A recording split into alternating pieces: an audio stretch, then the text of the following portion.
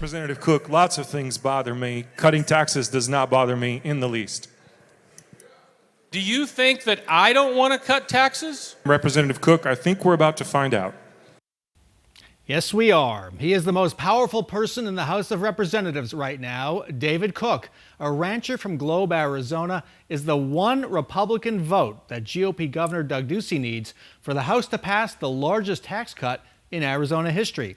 It's a high-stakes showdown. The winners, according to the legislature's independent budget analysts, will be the state's wealthier taxpayers. According to David Cook and other critics, the big loser would be the state's financial health. So let's find out whether David Cook wants to cut taxes. Representative Cook joins us live from his ranch in Globe right now. Welcome to Square Off, sir. Thank you, Bram, and thank you for having me on your show. First off, you were dealing with a wildfire all week. I'm looking at the picture right now from your ranch. Is that smoke or cloud cover over your right shoulder there? There are no clouds in the state of Arizona where I'm at. That's all smoke. And so how close is that fire to your ranch, and how safe are you and your family? The actual fire is about a mile away. The smoke you see in the background is of the fire that the government, the United States Forest Service, is setting. And they're setting that in order to get control of the fire, create a fire line? That's what they say, but I don't believe that. Why don't you believe that? Well, that's something we can talk to. Your segment just went into about taxes in the state of Arizona. I can shift gears about the fire, but I really think that at this time, you need to make the decision. What do you want to go to? Okay, well, just a quick question. Do you have issues with how this fire, this wildfire, the telegraph fire, is being managed? Yes, I do. What are they? Well, this isn't the first fire that I've had issues with. The government that comes in to our small town and communities basically take over. And we can go back to the Woodbury fire and other fires that have recently happened in the state. I've asked the Attorney General's office about a year ago about an opinion on some of the BEAR funding, Burned Area Emergency Response Funding, a federal program that I still haven't got the opinion back on. Because what they do is, and they've done especially in Gila County recently over these fires, is they go out and start fires. And they drive down our state highways and with their drip cans, and they actually set fires miles and miles away from the original wildfires, burning up the guardrail, costing the taxpayers money. In fact, the fire that you see behind me probably at the time was 2 or 3 miles away from the original fire. And I stayed up until almost 4 o'clock this morning just to keep an eye on what the Forest Service was doing. And they were shooting flares off trying to start the fire on the Pinal Mountains last night. Is that a danger to nearby residents? What I have found out yesterday is 2 more structures, basically homes that people have owned, were lost, and they were lost due to the agency starting the fire, which was miles away from the wildfire. What does that tell you about the fire command? I'm going to call. I've got calls in last night. I've had a phone call with the Tonto National Forest supervisor last night, which I consider a good friend of mine. I have a great working relationship with, and the chief of the Forest Service today will hear my request to have him replaced. You want the commander to be replaced? Yes. At this point in time, with the information that I received last night, where you got to remember, this fire started in Superior. And it has swept through. It took the Speaker of the House's place. And what it takes is time for us to find out what's going on. Last night, I was told the fire jumped Highway 60, and I thought it was the wildfire that had reached there. But last night, I had a person tell me that it was off of another back burn, a fire in which the agency started is what jumped the highway. And that's why the highway has been closed down for so long is basically, I'm not finding fault, but at some point in time, someone needs to be held accountable for their decisions. We don't need just briefings. What we need is accountability and part of a decision-making process. When you have people come in from out of the state that just basically take over, and when you have a group of people like us that say we support firefighters, what can we do to help? We just don't need to be told, well, just sit down and watch us work. Okay, so this is new information we're getting. I do want to transition to the tax issue, and this fire has dominated your week. You were in the Capitol on Monday morning, tweeting about the fire as your home was, there was an alert to evacuate your home. Let's read that tweet. Quote, "Just got word at my house that they are asking us to evacuate. I was brought away from my home to vote on bills that did not have the votes in the House or Senate on purpose to be on record." You sounded upset that it appears you were being used as part of a political stunt to get you on record opposing the budget and the governor's flat tax policy change. What did it feel like being in that room while your family may have been in danger and your property was threatened? Well, it just goes to show where politics and a political agenda just overcomes what the will and what the good for the people should be doing. And so when I spend my weekend, doing my work, and the fact that they know what the votes are, and there's a fire coming my way, I mean, that says it all. Now that picture that my wife sent me, the smoke from that picture was from the Fiscal fire. What we are being threatened with is the Telegraph fire. So think about that. That picture is from our kitchen window to the east. That was the smoke from the Fiscal fire. The Telegraph fire was attacking us or coming towards us from the west. Okay, so they were trying to put you on the spot, and we showed video earlier, sound of Ben Toma, the House Majority Leader, asking whether David Cook really supports cutting taxes. What's your answer? Do you support cutting taxes? Do you support this new flat tax the governor wants? Well, I think you know the answer to that, Bram. I voted no.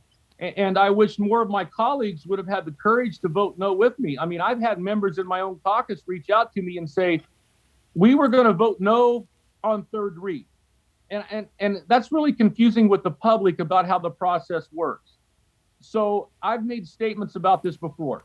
A bill in the process goes through committee, then it goes to caucus, where both parties debate the bill inside their caucus, and you have some of that as well. Then we come together as a body and we debate the bill in the committee of the whole. That is where we are supposed to debate that bill. Amendments are supposed to be technical changes, small changes in the bill at that point in time, not huge major policy changes as what we found in that. And if you'll notice, and what you didn't play is the chairwoman of appropriations refused to answer questions about her own amendment from members in her own caucus and from the other caucus, which had no opportunity to question her until that point. So do you see, and this is a $1.9 billion tax cut we're talking about here, which is a huge part of state revenue right now. Do you see any way you could ever vote for a flat tax? There is a way that I could vote for a flat tax. And I believe that if this was done correctly, which I believe it will be done in the end, we need some triggers. We need some protection for the citizens of this state. And that's who I'm standing up for, the people. So it doesn't bother me about a handful of hateful emails that I get, because I have overwhelmingly thousands. You got to remember, every mayor of all 13 cities and towns in my district has supported me and asked me to do this. The chairman of the board of both counties that I represent, Gila and Pinal County, have signed letters that support me in what I'm doing. I'm doing my job. I'm representing the people that elected me in my district. And that's what I've never lost focus of. So you can support a flat tax. How would you get the revenue you think you need out of that? I'm trying to do the math here in my head. I'm having a hard time balancing a flat tax with what you might want. So what exactly would you want? Okay, so you and I are on the same page. All I've ever said is sit down with me and show me the math. We can take just the historic gaming bill that was just passed by the legislature. Now, the Joint Legislative Budget Council shows about $32 million of new revenue coming into the state. But the proponents of this flat tax, like Mr. Toma, his paper shows that the state receives $200 million next year and $300 million the year after. And what I've asked for 2 months is, let's sit down, let's have an adult conversation, and let's go over these numbers to make sure that they're factual. I'm not the one that hasn't come into a meeting. They're the ones that won't sit down at the table and go over these numbers. So what would make the flat tax acceptable to you? What numbers are you looking for? How much money do you need and for what? Well, I've been a big proponent of two things. One is paying off our huge state debt that no one wants to talk about. And I really wish you would ask me to come on the show again and go over that debt. I thought that debt was somewhere around $4 billion. The information that I got the other day may push that closer to $7 billion in debt that we're in. And so I want to take, so here's just a simple question for your viewers to understand. If you had $700 million one-time money, and you could use that to do two things. One is to pay part of a state tax liability for a small group of wealthy, higher-end earners for 1 year, or you could take that cash on hand and pay off debt that in turn would recoup $170 million a year in savings to the taxpayers every year going forward. What would you do? I know what I want to do. I know what I would do. And I know what I'm going to try to do as the representative of the people. So be specific if you can. It sounds like you do not believe wealthier taxpayers should reap benefits from the flat tax. Do you want to adjust the tax brackets here? I think the tax brackets can be adjusted, but I think we need triggers and safeguards. If you go back to the unemployment bill that we got out of the House of Representatives with 51 votes that got killed in the Senate, now all of a sudden we find it in the budget, but there are triggers. Well, we can go from this level to $320 if the fund is at $1.1 billion and if unemployment is at 5%. Well, if that kind of governance is good, then why isn't that kind of governance good with this flat tax situation? We need triggers to protect the state of Arizona going forward and its citizens.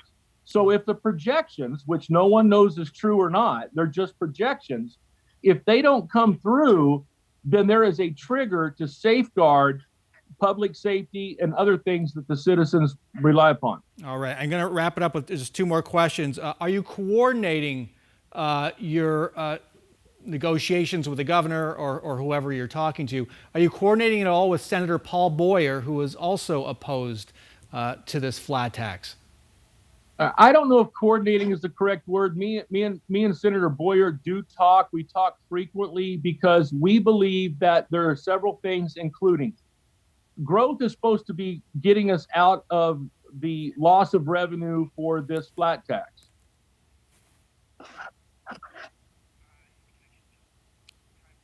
Sorry about that. Okay, that's okay.